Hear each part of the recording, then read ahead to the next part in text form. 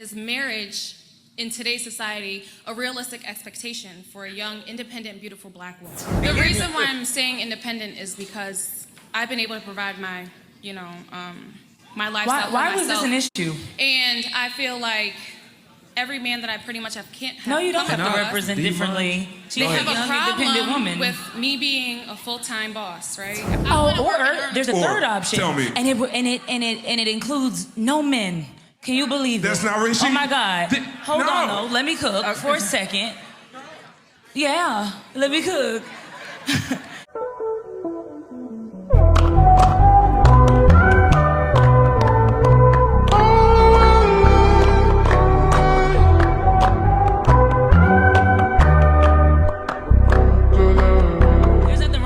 Independent. I know that that's a trigger word, right? But right now, while you're on your square, while you're doing your business, what is so difficult about saying, I'm not ready right now for a long-term relationship? It's okay to want marriage. You will have marriage, but maybe right now isn't the time. And so, see, and this is the advice that these women give these young ladies, and this sends them down the wrong path.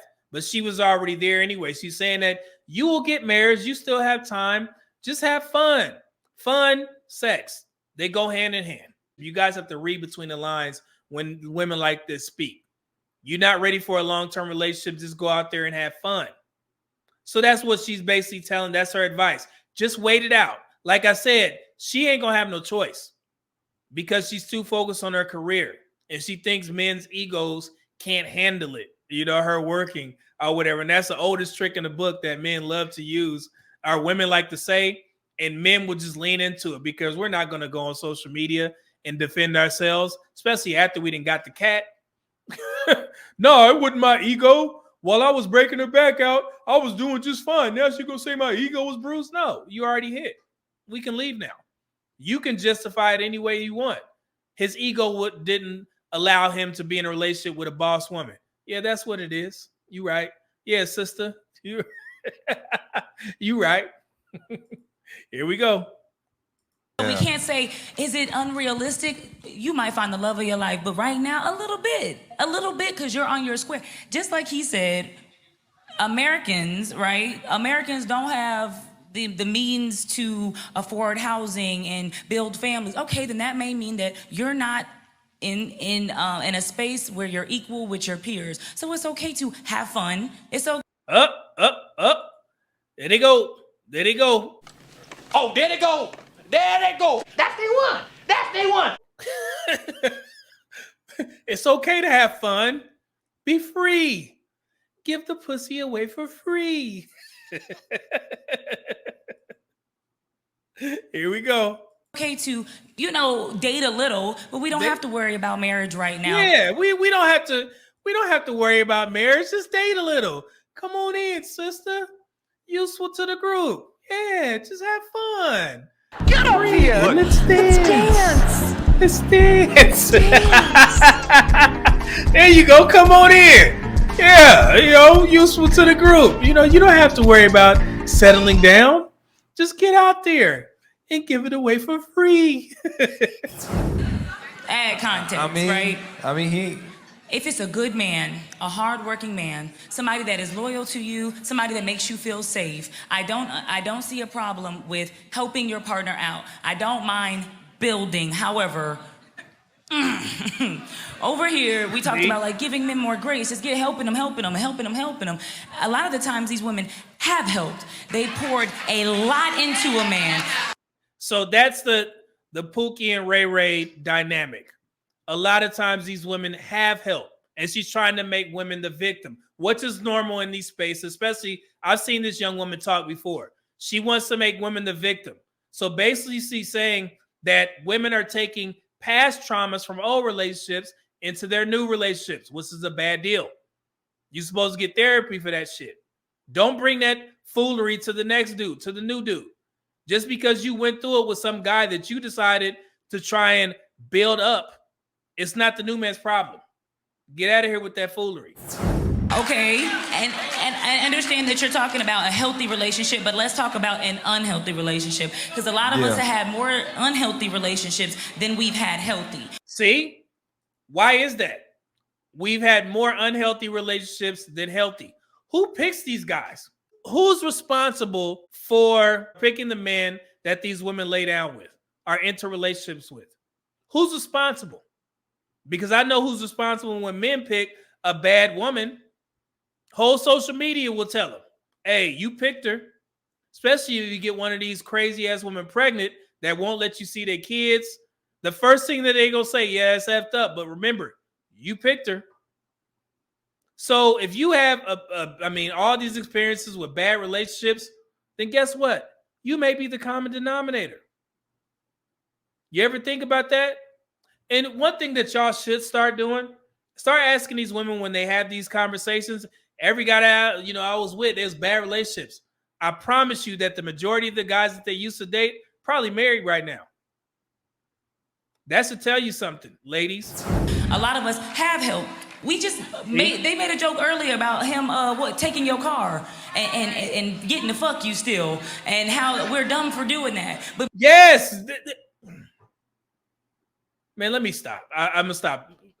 Maybe he said he was gonna take our car to the job interview, the fifth one, right? Like, we have poured ourselves into relationships. We have tried to build up men, and afterwards we've gotten nothing in return, which then builds resentment to those men. And why I say that being independent isn't a...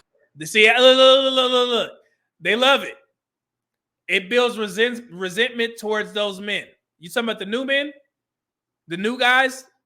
The old guys that you picked dictate how you act in the new relationship.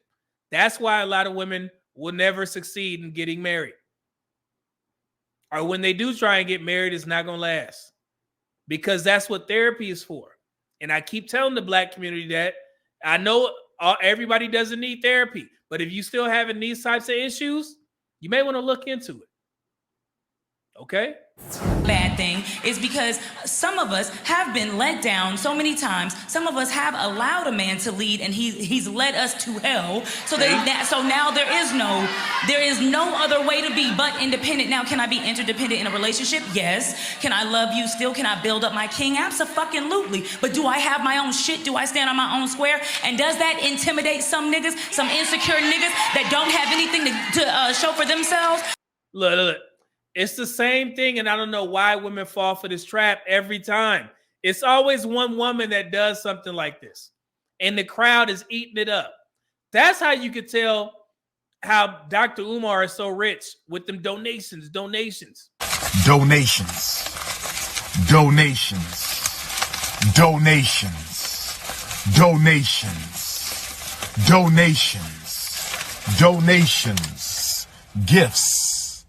Gifts.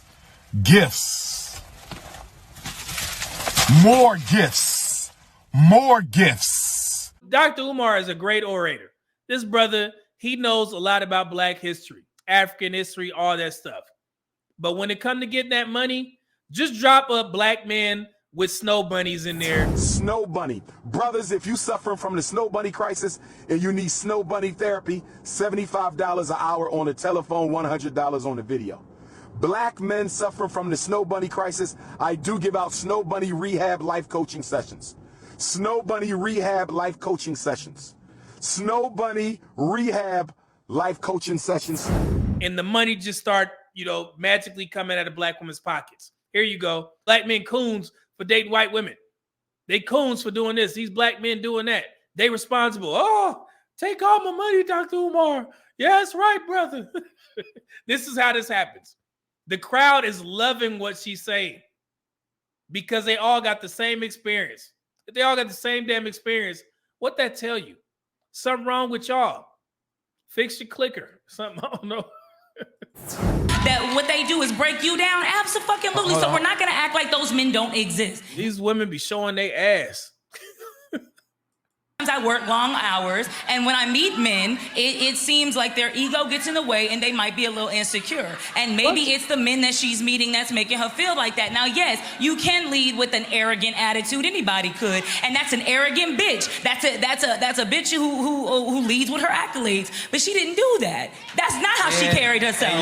So we're not going to put that on her. And after we just watched that video, and this was a young woman telling her experience, This woman right here, you guys are going to recognize, and she going to tell you exactly how it's going to end up for that young woman if she doesn't change her ways, if she doesn't prioritize marriage. Listen to this, guys. Y'all may be choosing your careers over, your personal lives? It's not a maybe. I know I have. I will own it. For many years, all I was taught, and not to blame my mother, but she was a single mom growing up. She did the absolute best she could. God, thank you, Gloria. But what she said was books, books, books. No, I wasn't allowed to date. I was barely allowed to go to prom. I wasn't allowed to really have a boyfriend through any of it. I graduated from law school, started practicing, boop, boop, boop. Next thing you know, you wake up and you're 30. Okay. Y'all know exactly who this is. Eboni K. Williams.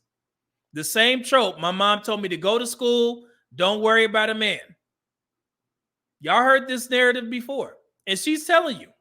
I don't think a lot of people heard this interview with the Brilliant Idiots. This was about, I want to say, almost 8 years ago when she did this interview with Charlemagne and Andrew Schultz. Let's continue.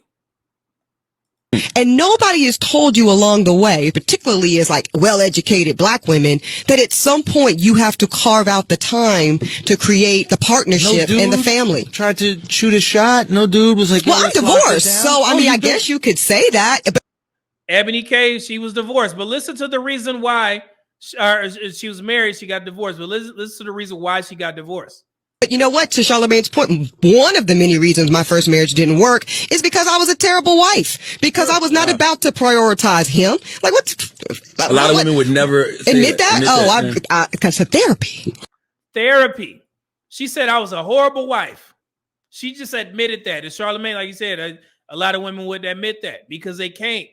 Ego way up here. It's not me. It ain't me. So yeah, she said that she was a horrible wife. So she sabotaged her own marriage because she was focused on her career, which is the same predicament that she's in now. Y'all see how these things play out? And this is the type of advice that these young women need to be listening to. Don't listen to us. Listen to the women that are in the position that you're probably going to be in if you keep going on that same path and you don't prioritize a marriage if you want one. If you don't want a marriage, cool. Climb the corporate ladder, make the millions, but don't blame men when you get 40 years old. Somebody that ain't no good men. You prioritize your career. Stick with that decision and move the F on. They ain't got nothing to do with men. Let's continue.